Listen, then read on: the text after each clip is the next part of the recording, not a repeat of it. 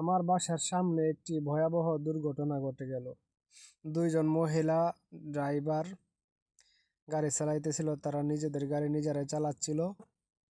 হঠাৎ করে একটি বিকট শব্দ হলো। আমি সামনে গিয়ে দেখলাম মারাত্মকভাবে দুইটা গাড়ি অ্যাক্সিডেন্ট হয়েছে।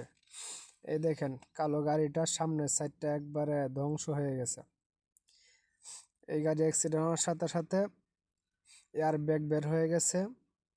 মহিলা কিছুটা হয়েছে, ব্যথা পাইছে। আর ওই সাদা গাড়িটাকে ধাক্কা দিয়েছে কালো গাড়িটা।